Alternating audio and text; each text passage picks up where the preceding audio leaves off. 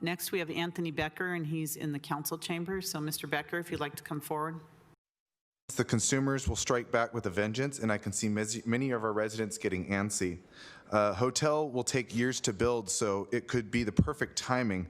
The hotel is revenue, and if we were talking TOT tax on the ballot this fall, this would be a prime candidate to reap the benefits of that ballot measure. The hotel is near a sports stadium and the Santa Clara side of the San Jose Airport. During our first meeting of the Planning Commission over a year ago, the developer tried to delay the hotel to the next phase. They did not succeed, but myself and the rest of the commission approved the project despite my concerns on traffic. Today, they want to change the deal. It passed Planning Commission. I was voting in the minority against the amendment. The fact is, I wanted more for that change. If they were going to profit some, I want Santa Clara to profit somehow as well. And that was increasing the affordable housing to 15%. It's a give or take relationship. I wanted to compromise. In this case, Santa Clara wins. I applaud their victory, but I ask council to consider this. 1, we need the housing. 2, we need the jobs. 3, Powell will get their space earlier. 4, the project will result in $30 million in fees that does not go to our general fund and reduce our deficits. I am not against this project. I want it to succeed, but I want better deals for Santa Clara and my city. Affordable housing should be increased if you agree to the amendment. Remember, you can ask for anything. We can ask for the moon if we want to. After seeing what is being done around Milpitas and Berryessa BART stations, transit-oriented corridors, we can do way better. And I ask you, Mayor and Council, please, let's do a lot better. Let's make a deal on this. Thank you very much. All right, so that was me at City Council meeting on Tuesday, describing my feelings within 2 minutes on how I felt about the project and what I went through on the Planning Commission. So basically, this project was before us on the Planning Commission back in, I think it was the December of 2018, to be exact. And what they wanted to do was they wanted to put the hotel into the phase 2 then.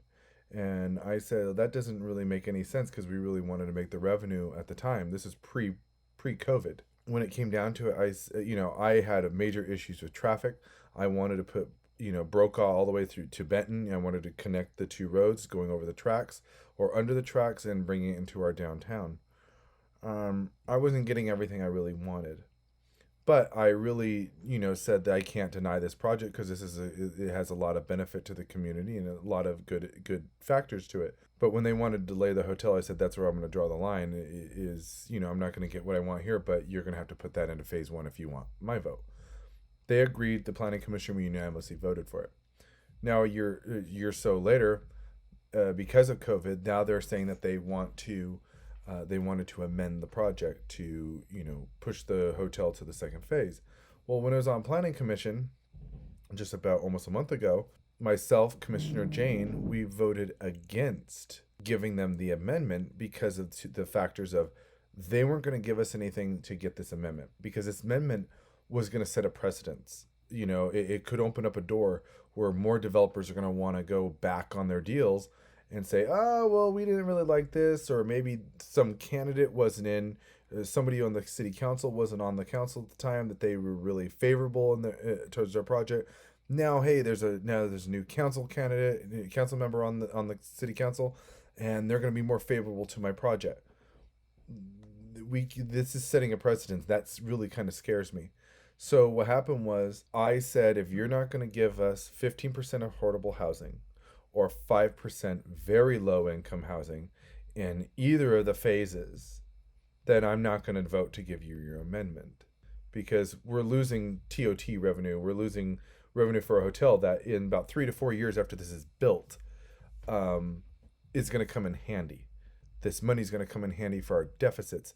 And I think Adam Thompson put it the best with his email. I'll show you the little thing on screen right now with the expected TOT revenue loss.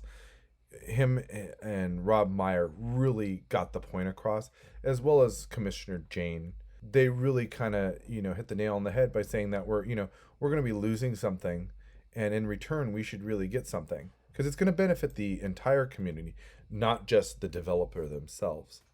So that's why the vote ended up being the Planning Commission passed the amendment, which I congratulated the developer, Hunter Storm. It passed 4-2 to 1 with Commissioner Biagini recusing herself and myself and Commissioner Jane voting against. This ended up going to City Council, and that's why now I really commend our city council for standing up, including council members Debbie Davis and council members Teresa O'Neill, Chahal, and Hardy, because they stood up and asking for what myself and Commissioner Jane were asking for, is we wanted something for this deal, because you just can't profit one way. Santa Clara needs to be a two-way street in profiting, especially from developers. So what ended up happening is city council voted. It passed 6-0.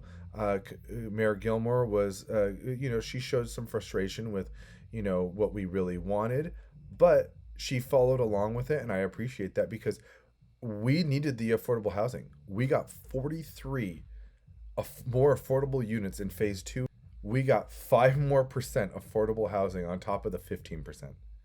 That is a victory for Santa Clara. That is a victory for what the Planning Commission was trying to do, but most of us ended up voting for 2-1, because we knew City Council was going to have to make the final decision. And City Council knocked this out of the park by getting us just a little bit more affordable housing. That's 43 more units, like I said. That's $6 million of housing that we're really putting towards a good use, being built by a transit corridor and where the future BART station is, here in Santa Clara, in District 2.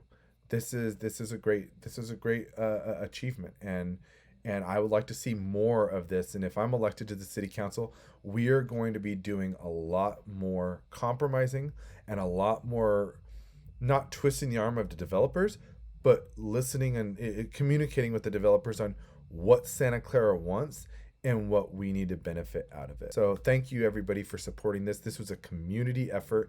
And again, thank you to Adam Thompson, and thank you to Rob Meyer and many of the callers who called in to get this project steered in the right direction and get us that affordable housing. We didn't get everything we wanted, but we compromised, and Hunter Storm, they bended and they gave us what Santa Clarans really wanted. Because as a city, we can ask for the moon, and we can get the moon if we wanted. So thank you all. I really appreciate it, and I'll see you guys around.